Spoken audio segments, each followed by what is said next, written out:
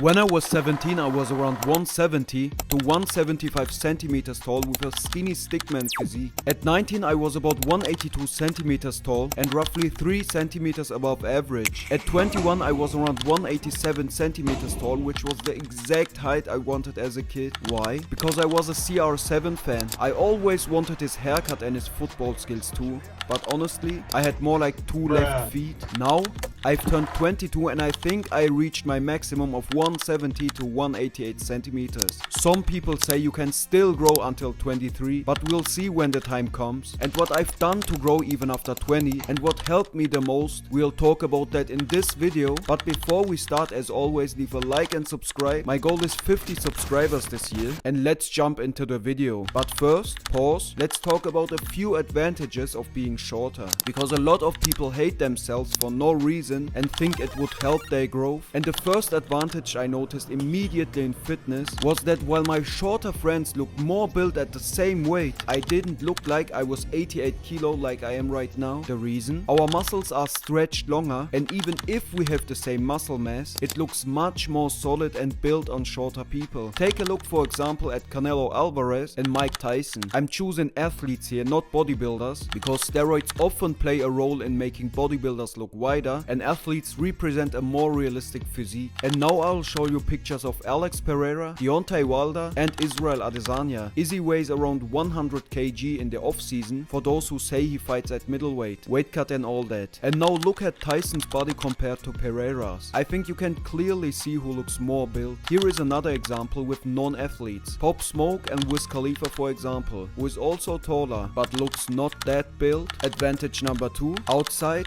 in the real world, most people don't really care how tall you are, except girls who scroll TikTok for too long. Besides, why would you want to be around people who make fun of you, fun of your height or anything else? Personally, I would distance myself from these people because they bring nothing. Why? Because if people constantly highlight your weaknesses, you will eventually believe them and develop unhealthy thought patterns that shape you in the wrong direction and damage your self-image. Proof of this are bullying victims who harm themselves even though the thing they are bullied for often isn't that serious. And I know this may sound basic to some, but change everything that is 100% in your control. Hair, gym, muscle, confidence. For me only martial arts truly helped here. And if you're scared that people might laugh at the new things you try, your hairstyle, your beard, whatever, or if you have these invisible old opinions in your head from the past, then be sure that you're currently living in an invincible opinion prison, and that's the reason you don't dare to move in different directions. That's the identity you built through thought patterns you've carried since youth. I had that too.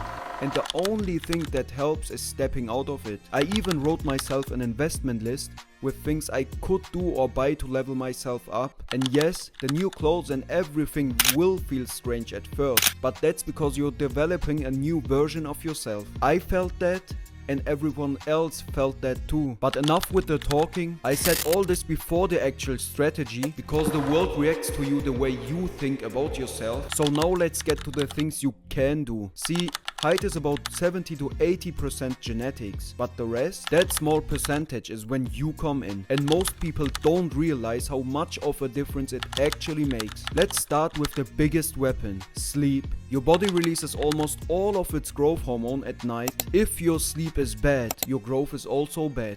It's that simple. So the easiest height hack on the planet is getting 8 to 10 hours in a dark, cool room and putting your phone away before bed. It sounds basic, but it's literally your built-in growth mode. Next, you need fuel. Bulk up instead of wanting skinny boy abs like I did. Bones and muscles don't grow magically. If you're under-eating, you're basically telling your body, hey, don't grow today. And because most skinny young people don't know where and what to eat, I'm gonna add it in my meal plan for my first bulk, which definitely helped me to grow. Now, here is the next part nobody talks about. Posture steals more height than your genetics ever will. Most people lose 1 to 3 centimeters just because they sit like a shrimp all day. Daily stretching, back training, and even hanging from a bar can make you look taller instantly before you even grow another millimeter. Sports also matter, not because they magically add height, but because they boost posture, hormones and bone strength. Boxing, basketball, sprinting, anything that opens up your body instead of keeping you hunched in your dark room over a screen all day. Next, supplements. Yes, supplements won't turn you into a giant, but the basics actually help your body do its job properly. Vitamin D3, calcium, omega-3, magnesium, boron